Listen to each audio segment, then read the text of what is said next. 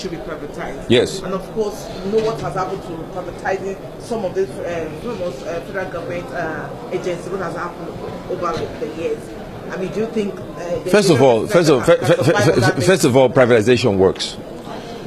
When it doesn't work is because those that privatize do not want it to work. They make it fail on purpose. Let's go back in history. Richard Branson. President Obasanjo invited Richard Branson, and many times I was sitting in front with President Obasanjo in his house when he asked me to place a call to Richard Branson. Invited Richard Branson to buy Air Nigeria. Made a deal with him, gave him a slot at Muritala Mohammed where you could fly domestic and international at the same time.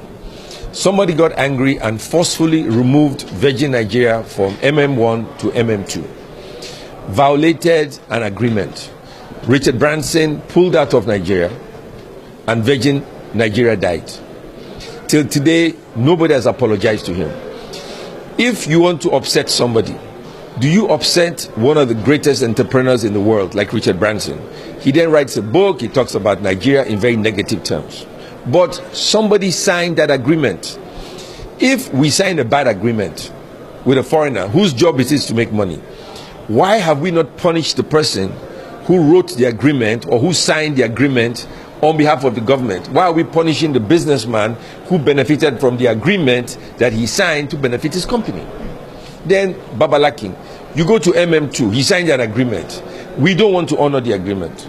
What is wrong in honor the agreement? If it's a bad agreement, in 10 years the agreement is over. But we take great pleasure in not honoring agreement we signed. So in the two cases, they go after Richard Branson, they go after Babalakin, but the man that signs or drafts the agreement on behalf of the federal government is a nice guy, he's a clean guy.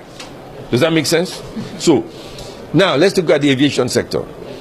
The aviation industry right now generates over 100 billion naira in cash. 100, listen carefully, 100 billion naira. Cadbury generates 28 billion, they're in the stock exchange. Guinness Nigeria Limited generates 118 billion, they're in the stock exchange. Nestle, 130 billion, they're in the stock exchange. Nigerian Breweries, 293 billion, they're in the stock exchange. GT Bank, 301 billion. But the Nigerian aviation industry generates over 100 billion naira in cash. Think what I've just said. If you want to buy a house abroad, they give you 9 times what you earn. So if you earn $10, they'll give you $100. If you want to buy a car, they give you multiples of what you earn. You put this in the bank. This sector can borrow all the money to fund the expansion of every airport in the country, can run the aviation industry successfully and profitably. There will be no problem in the aviation sector now, tomorrow, yesterday, and forever. Yet, with this kind of money, you have no UPS in Lagos, toilets don't work, escalators don't work, elevators don't work, generators break down. Every day there is one problem after the other. So how can you, as a private businessman, explain this? Does this make sense? I am dumbfounded. What baffles me is it's still the same old story we keep hearing over and over when it comes to projects. Well, what will the Senate do this time to make it different? Well, I am going to work on a bill and a motion to privatize, not commercialize. They need to be privatized. And they need to be sold to people with capacity who can run the aviation sector. It is a life and death issue. It's not a question of whether you like it or you don't like it. It's a life and death issue. Take the runway at Nnamdi Azikiwe Airport.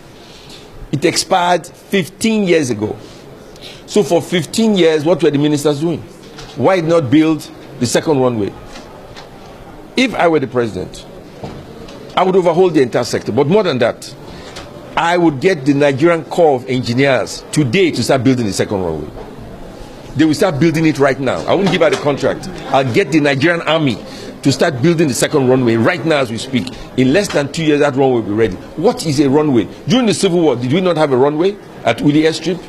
Did we not build runways in Africa?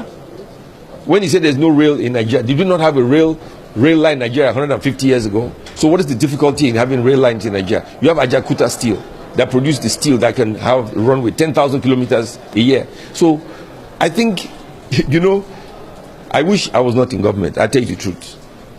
Because when you're in government, you know too much. And when you know too much, you get very, very angry. When I was in the private sector, I didn't have the information I have today. I didn't have access to budgets of ministries and departments. Now that I have access to budgets of ministry and departments, there is no reason for Nigeria to be broke. Really. We are broke on purpose. We want to be broke. We want to be poor. We want to be miserable. There is no reason for Nigeria to be broke. Because I see these numbers, 100 billion naira in cash. I'm not talking of allocation from the federal government. I'm talking of cash in the bank. One of these parastatals has 16 billion in cash already. So explain to me why we have a problem. Maybe you can explain, but I certainly, I am dumbfounded. It doesn't make any sense. And as we crisscross all the agencies and all the ministries in Nigeria, there'll be more revelation. But there is no reason on planet Earth that aviation should need any money from the government. They don't need a penny from the government. They can fund all their operations, service all their debts, and be profitable, pay taxes, and be in the stock exchange tomorrow morning, if this was run privately. Okay, sir, I would like to ask this last question. With you said earlier that as the budget defense commences to fall definitely more regulation is to come up. Earlier on, like 2 weeks ago, some of your colleagues are saying they may not even approve the 2017 budget for some agencies who perform below expectations. What do you mean by below? What does that mean? Probably like 30% performance or 25%. It depends on what you mean by. It depends on what do you mean by 30% performance from the IGRs, from federal government. Overall of it. Well, you have to be more specific. I mean, I'm a very specific kind of guy, so you have to be. The question is not specific enough. You have to tell me how. For instance, they raised 100 billion. Airlines are being taxed to death. You are taxing. All the airlines are broke. All your domestic carriers are broke. I don't anybody tell you anything. All of them have no cash. No domestic carrier today is rich. They are barely surviving. That becomes a safety problem in the future. So these agencies are now becoming tax collectors. They want to increase the IGR and then spend it all on personnel and overhead. Kill the airlines. Abroad, airlines pay no more than 5-10% of their gross income as tax. Here they pay 30-35%. So you're overtaxing the airline, and then the money you collect is being used for salaries, travel expenses, training, and more visits, and more training, and more overhead. And where's the service? If you collect 100 billion, will you say your toilets don't flush? If you collect 100 billion, there's no UPS at Murtala Mohammed 1. No UPS. If they take light, you wait because all the computers have to be rebooted. How much is a UPS?